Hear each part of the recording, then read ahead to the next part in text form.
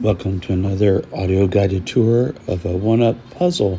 Today we're going to look at puzzle number 15. This is one that's available in the iPhone or Android phone app.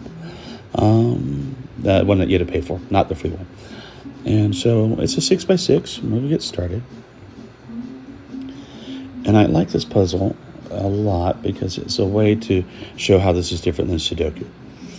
In Sudoku, you can't have what I call a baseline, where segment length and other factors play out a whole run of numbers at once. If you look here at C4, the whole thing completes without any work.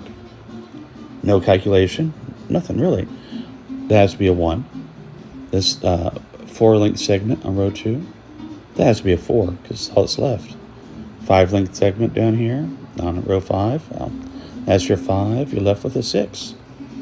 When I finish row or column, I like to turn and do the opposite. As luck would have it, it's another baseline. This can only be a 1, and this one can only be a 2. This one could be 3 or 4, but we already have a 4, so that's a 3. And that one has to be a 5. Now you would think I'd say to turn here, but another aspect of one-up is it solves linearly very well. It's easier to go down row by row until you're all the way done, doing a whole row at once, than it is to go back and forth and jump around. So we're going to show you that. We're going to do row 2 now. That's a 2. That's a 1. That's a 1. And you're left with deciding where the 2 and the 3 go here. But if you peek down here at column 6, baseline, that has to be a 1, that has to be a 2. And this could be 3 or 4, but 4 is taken. We don't need to fill that down. We need to think about that. If we move our hand down and change our pointer, it takes more time, and we're more likely to lose focus and not come back to the actual row segment we're working on. We'll remember that when we get to it. Now just go down to the next one. There's our 1. This one can't be 1, 2, or 3, so it has to be our 4. Now we're left with 3, 5, or 6. We pigeonhole the row. We know what's left, 3, 5, 6. But over here, that can't be a 3 or 5. It's a 6. And that leaves us with 3 and 5. But we can't get a lot of traction with those right now. So we move on down. This has to be, I had 2. And over here, this 1 and 2, see that? So it has to be a 3. You'd be tempted to go back, but then you won't finish the row you're on. Finish the row you're on always. There's a 1.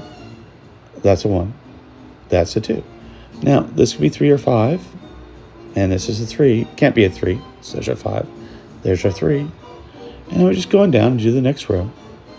This is a 2 segment. C is a 1. That's right. It's another baseline. There's a 3. That leaves a 4. That can only be a 1. And again, you could do this one and then do this one, looking up for each solve.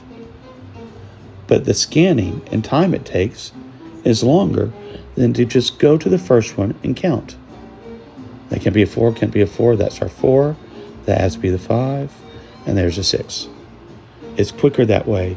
You're more likely to do it without any error. And that's nothing more really to say. Less error and faster is always a good thing. I hope you enjoyed this little audio guided tour of this one-up puzzle. Thank you for listening all the way through. Please leave a like or comment. Subscribe, all the fun YouTube stuff. And I'll see you again next time.